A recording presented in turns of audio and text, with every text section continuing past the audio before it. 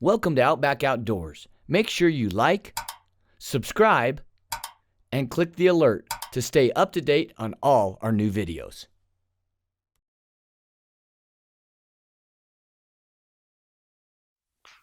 You said before you went out you were hesitant.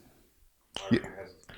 You know, I was very hesitant because of my injuries. I had, been in the hospital for about a year, and then I really didn't want to be around other people. I was kind of to myself. I was kind of in a dark place at the time, and I really didn't want to come out of my bubble, which is my house.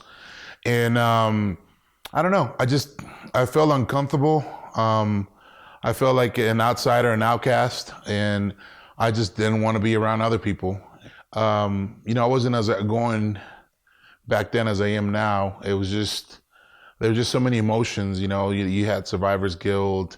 I felt like I had left my team down, and going out and having fun and hunting and drinking with my friends, or just having fun, period, was unfair to them because they were still overseas fighting. So, like I said, it was just a bunch of mixed emotions, and I didn't really, I really can't explain it now, but it was just, I didn't want to do it.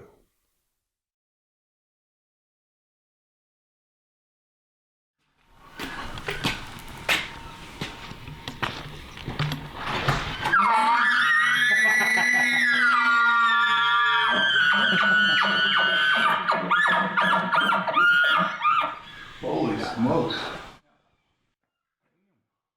Yeah.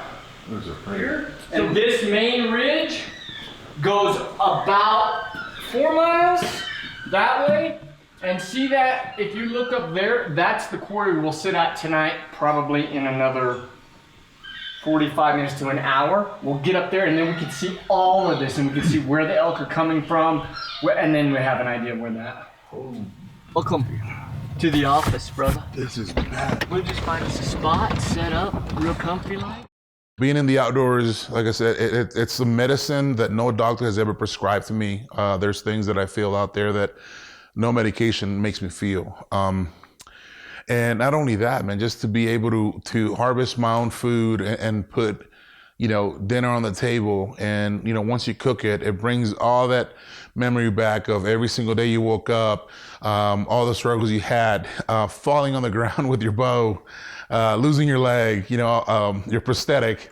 All those things just kind of circle back and sitting in camp and, just messing with one another. All that thing everything comes back, and you remember the good times, and you can't wait to do it again. So yeah, ever since I started doing it, it's changed everything in my life. I feel like I got more peace, and, I've been able to do cool things with hunting.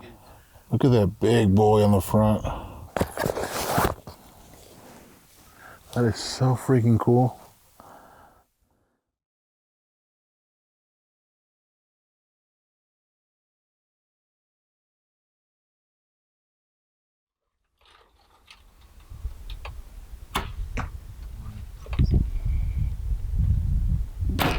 Yeah, here's money. Here money. I'm good. Am I good enough, Coach? No. Hey, dude. You are beautiful. Face out a little, because I've had times where I just stack them in. And I'm like, I know. It's like a $18 We're here in Colorado. Lane, set the scene here, buddy. We got Omar, we got Lane, and of course myself. So, Omar, introduce yourself. I know a lot of the listeners are going to know who you are, but introduce yourself and how this all came about, and kind of set the scene there. Well, I go by Crispy, so I don't think anybody's going to know who Omar is. That's true. That's true. Yeah. So, yeah. This all came about. Lane and I met at ATA. We met at the Badlands Festival. After that, we all came outside, started talking, and he's like, "You need to come get some elk with me." And I was like, "Dude, I've never done it. Not with my bow. Not in Colorado. The only elk I've ever hunted was in Texas, and that was it. And it was with my rifle." So when he said that, I think I was every other week, "Hey man, you sure we're gonna do this?" I was just very excited for it, and just kind of pumped. Adjust blinds, windows, or whatever, right? The elk come here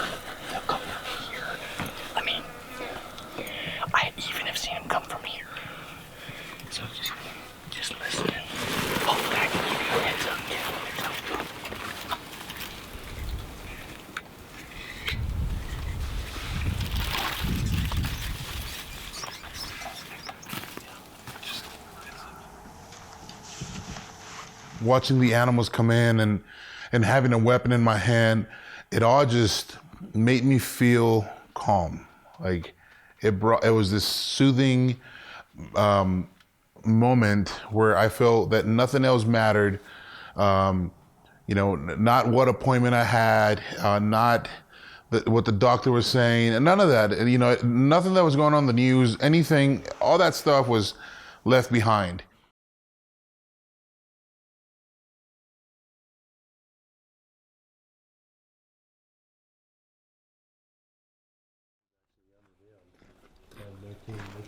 So you think they're bedding up in those aspens? I do.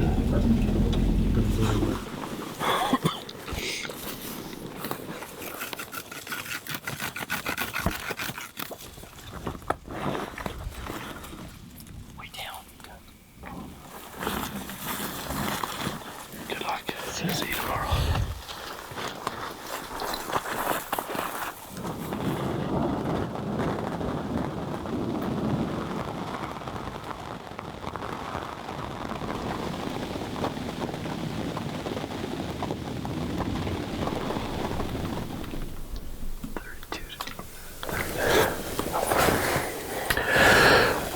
Those trees right there through that are about 44. Let me set up this evening for you. We have a blind set up in a big oak brush thicket. This morning we watched a big herd of elk come up this draw behind us. We can hear the bulls bugling up above us. And Q is actually sitting on across the way out of the rock quarry 2 years ago. I had a blind set up on the other side of some oak brush down here, a little lower, and all the elk piled out. I didn't have a shot. So we ended up getting out and coming around.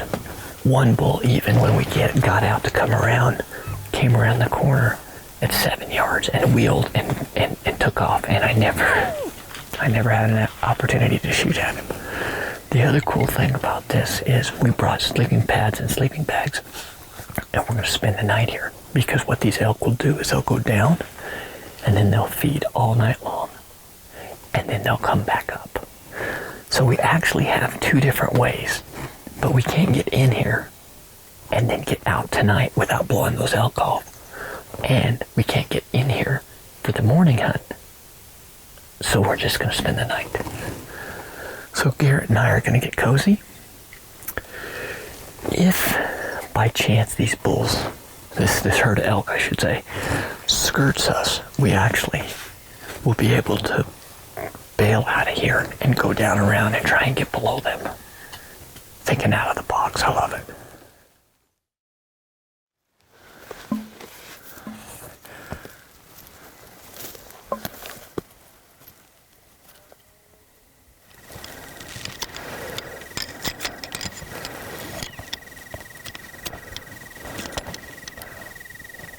They're coming down right there.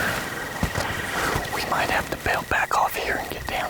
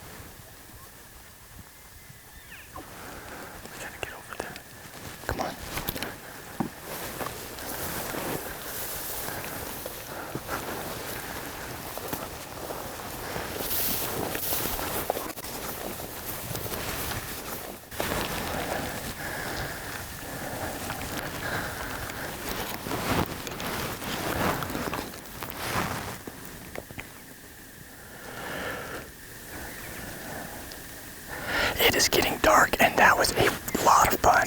This is exciting. I even came to draw on that little bull, but that's the one I wanted. It just got too dark before he came down. So we're gonna sneak out of here. That's fun.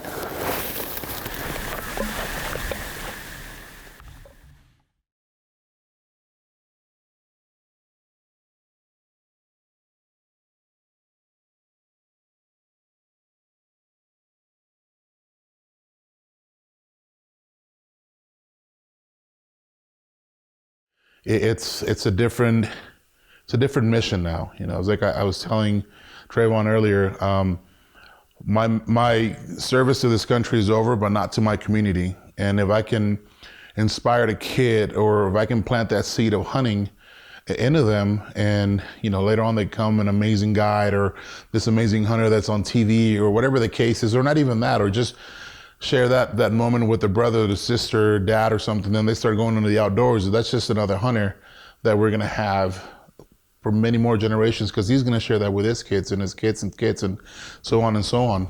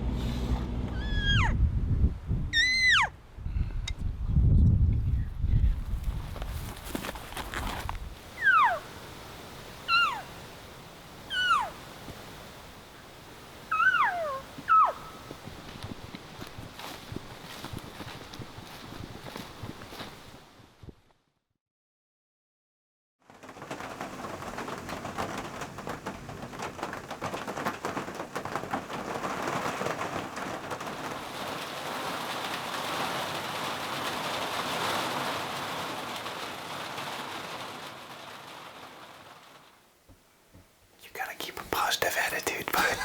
Come on. Come on. I'm optimistic.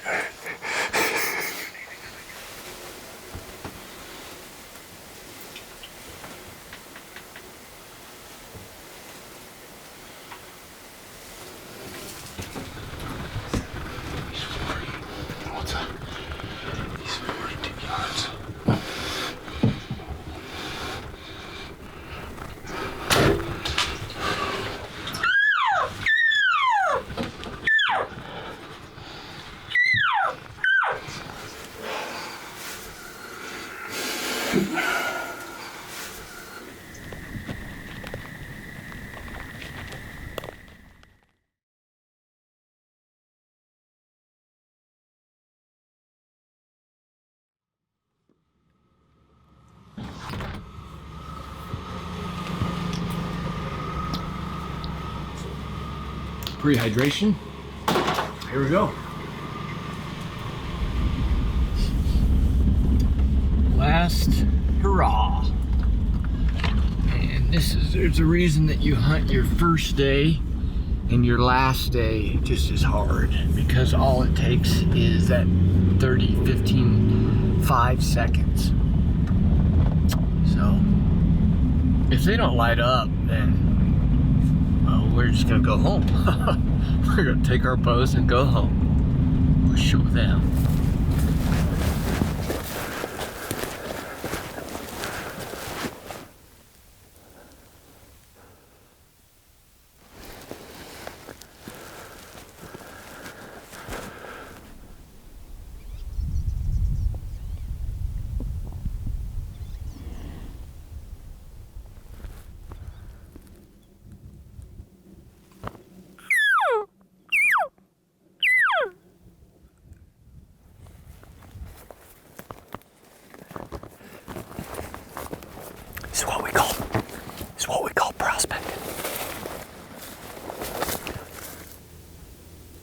don't see a bull.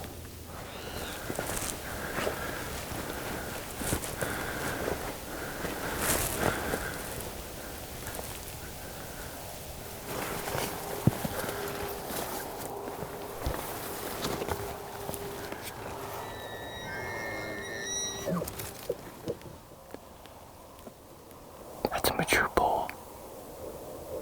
He's weird, but he's mature. That's definitely a 4-year-old bull.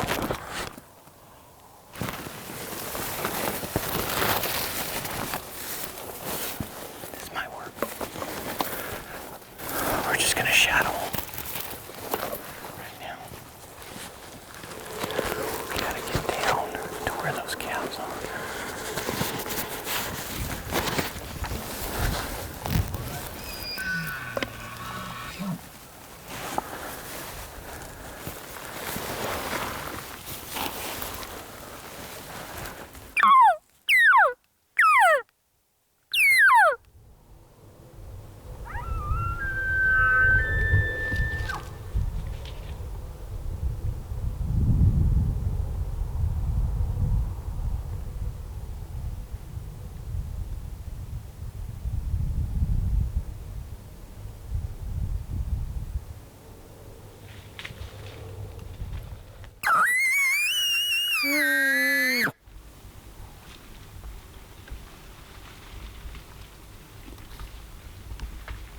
He's coming left. He's coming. Stay right. He's coming right towards us.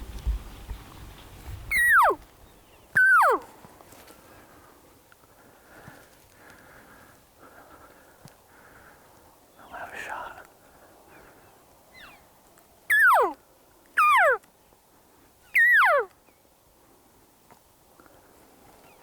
You still see him?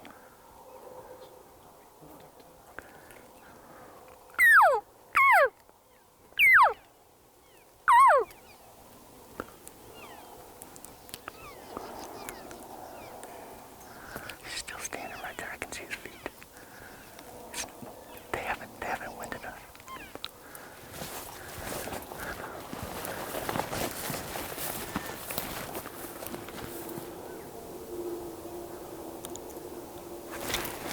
He's not leaving that cow. There's another bull down low. That's a bunch of elk.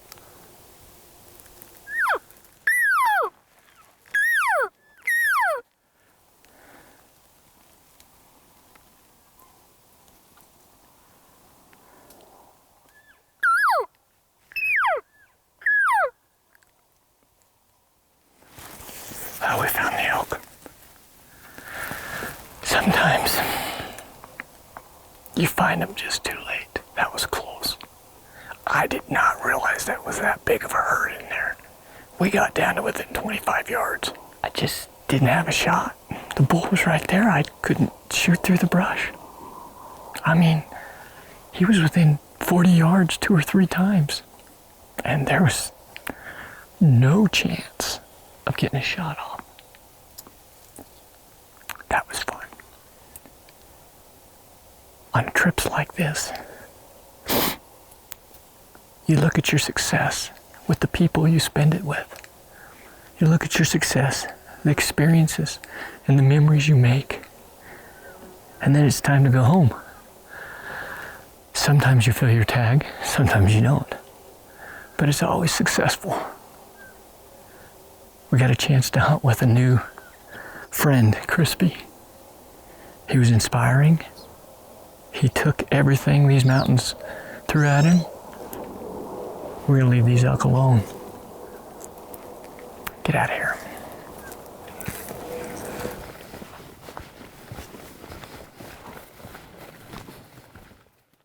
Thanks for watching Outback Outdoors. We encourage you to comment below, and as always, like, subscribe, and click the alert to stay up to date on all our new videos.